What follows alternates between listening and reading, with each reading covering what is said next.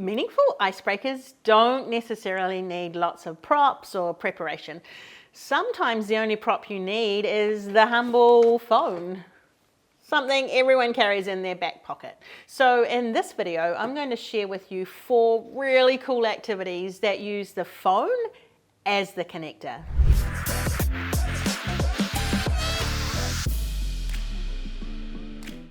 Hi, I'm Kerri Price. I'm the founder of the Facilitators Network, and I use the principles of deliberate generosity to make sure no meeting or workshop is ever wasted. I've been facilitating for 20 odd years, and in that time I've led thousands of meetings, workshops and community conversations, and nowadays I help other trainers and facilitators do that well.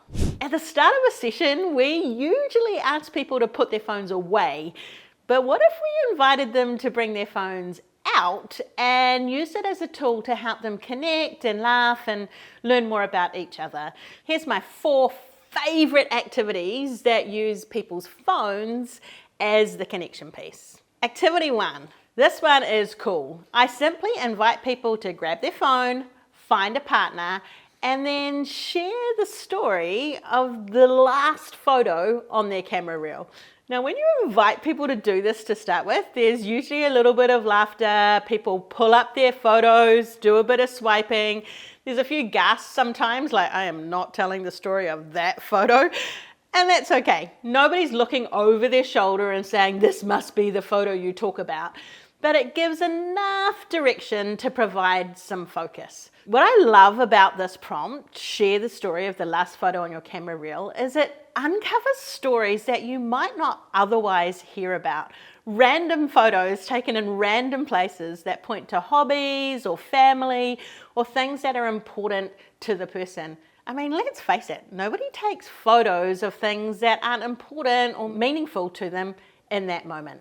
The other thing I love about this prompt is that you can adapt it a little bit depending on the workshop context. So as a part of my work as a facilitator, I run a lot of community meetings for local council. So I might ask people to pull up a photo of something that they really enjoy about their community. Normally there's photos of their children at parks or an event that they went to within the community. If you need to, you can send that prompt ahead of time and invite people to take a photo of something they love about the community on the way on in. Activity 2. This one gets a little more personal. So I invite people, again, find a partner, and share a message that makes you feel proud or joyful or encouraged. And it's a pretty broad prompt. The message can be from anywhere. It could be a text message, an email, a WhatsApp, something on social media. But it's a message that made that person feel good in some way. Joyful, proud, or encouraged. Now, some people have a little bit of hesitation. They don't necessarily think of a message that springs to mind immediately. But most people think of a person who they know was most likely to say something along that vein. That in itself tells a story. Once people have had a chance to share that message with a partner, I invite people, if they're brave, to share the message with the wider group. We then get to reflect on how is everyone feeling right now when they're reflecting on those messages. And that's the feeling that we want to take into the workshop. What do we need to do as a group to make sure that those feelings stay present as we go through the learning? Activity 3. This is a little bit different and I'm always amazed by what comes up. This is share the story of one of your least common apps. I mean, think about it. We've all got apps on our phone. Usually it's banking or email or social media. But there's those weird and random apps that we use for different parts of our life. It might be a shopping app for a really niche store or a fitness app or a meditation app.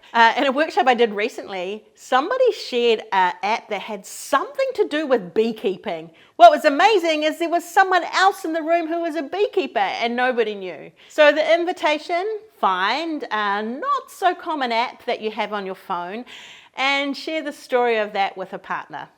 Then, as we have with the other activities, you can invite people to popcorn that back into the room so you get a sense of what makes people human outside of work.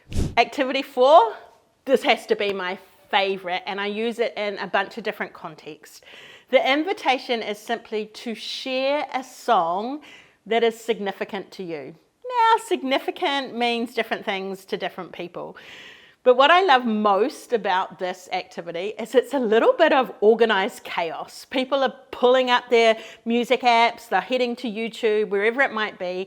People are leaning into each other's phones so they can hear. There's like this orchestra of different music happening throughout the room. And then once they've had that good feeling bubble up, we share those songs into the room. And it's madness. People are like, whose song is that? Who is it? I want to add it to my playlist. Now, if you're really clever as a facilitator and you're working with a group over a period of time, I like to take note of the songs that people are sharing and create a group playlist. Then, whenever we break into small groups or we've got a break, I'm playing the songs that have special meaning to the people in the room.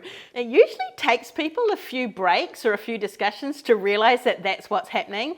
But when they click into, hey, this is our playlist, it builds this kind of relationship and trust in that I really care about what matters to them. This sharing a song activity is a really good activity to do, not just as an icebreaker at the beginning of a session, but as an unofficial start after lunch. When people are coming back in, the energy's a bit lower, some people have come in early, some people are still grabbing their last coffee, and there's this awkward in-between time, like, should we start again? This share a song not only raises the energy and gets people in a good mood, it gets people doing things, contributing and engaging without the awkward twiddling their thumbs while we wait for everyone to arrive. Kickstarting your session with an icebreaker or a connection activity is a really important part of setting the scene, but there's no one-size-fits-all activity. So it's useful to have a whole bunch of activities in your back pocket so you can choose the right activity for the right group at the right time, depending on the energy you're trying to create. So to get your hands on more ideas, head to my website. You can download this free resource, and it's got 45 activities that build connection and spark engagement and conversation in a group setting. The link's in the description below, so go check it out.